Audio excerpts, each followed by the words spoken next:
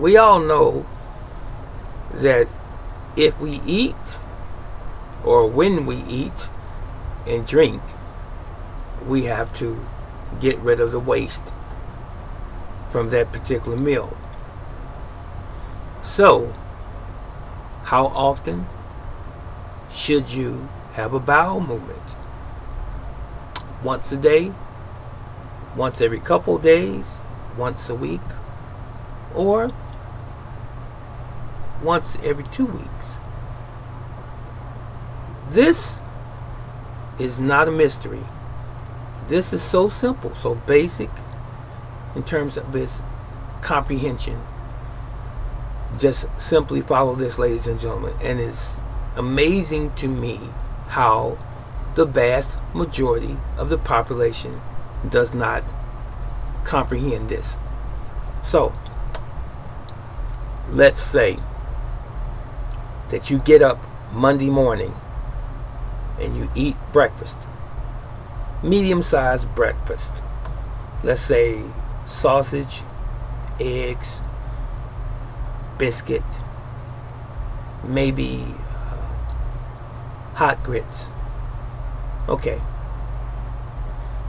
In the middle of the day, let's say you have a salad and maybe a glass of orange juice and an apple, and maybe a little later on some potato chips and a hot dog off of the street vendor's cart outside of your job. Okay? Fast forward to being off of work on a regular job, 9 to 5 if you will. You get off 5 or 6 o'clock. You eat dinner around 7.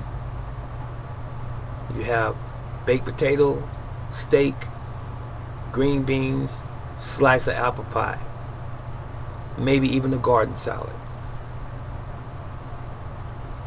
Come Tuesday, no bowel movement. Come Wednesday, no bowel movement. Come Thursday and Friday, no bowel movement. But you have been eating those other days as well. Tuesday, Wednesday, and Thursday. So, why did you not have a bowel movement? Something is blocking your food from leaving your intestines. And can we say you're constipated? That's it. Now, early on when you're constipated does not necessarily mean that you will see those early symptoms of gas, bloating, stomach cramps, maybe even back pain. Subtle.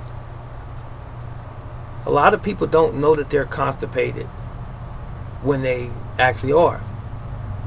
It is not until oftentimes the problem has worsened. So, let's cut to the chase. If you eat one meal a day, the following day you should have a bowel movement. At least, no later than. If you eat 2 or 3 meals a day, you should have 2 or 3 bowel movements. I'm not talking about eating one cracker and drinking some water. I'm talking about a substantial meal, medium to large. You should have a bowel movement every single day of your life if you're eating every single day. So what happens is many of us, we don't mix our food varieties properly. For example, if you eat meat and a starch together, it's going to stay in your body longer. For example, hamburger, French fries, they're going to stay in your stomach longer because your body does not break down animal protein that easily. It just doesn't. It does not have the digestive fluid to break it down, or acid to break it down. Only a small portion of that meat is your body capable of breaking down, because we're not by nature carnivores. wrap this around your brain, or wrap your brain around this. It's true. We're not carnivores. And let me throw this footnote in there. Can anyone that's watching this video right now tell me, or the viewing audience, that you can go out, hunt down a deer, kill it with an arrow, slit its throat to make sure that it's done, skin it, field dress it if you will, cut it open and take its organs out, and get it ready for the freezer, and then cook it up the next day? I'm waiting. Not many people can do that, or are willing to do that. Now, how many of you can go on a farm, cut the throat of a cow, a beef cow, and do the same thing, slit it down the middle, take all of his organs out, bleed it out, cut his hooves off, or his feet and his head off, skin it and cut him up, freeze him, get him ready for your family, and make a meal the next day or week? You're not going to do that, are you? If you can't do that, then you're not a carnivore. A tiger, a lion, a hyena, a wolf will hunt down an animal, kill it, and eat it right there, because that's the nature of that animal. Human beings wait till it gets to the market. We can stand in the meat section of any supermarket and look at chicken that's already been processed and cut up and packaged, and buy it and go home and cook it up. We can go and get fish at that same market. It's already processed, cut up, some of it deboned, and in the package you take it home and cook it up. Same is true for steak. It's already been killed. Same thing is due or goes for pork, lamb, whatever. It's already been processed, cut up, packaged. You take it home and you cook it. Does that make you a carnivore? No, it doesn't. It makes you a herbivore that's eating meat. It's just that simple. So now, how many times should you have a bowel movement a day? At least once. If you eat 2 or 3 meals a day, 2 to 3 times a day you should have a bowel movement. Your food is never ever supposed to get caught up in your intestinal tract, because it hasn't been digested properly from the stomach to the small intestines down to the large intestines. It should never get caught up.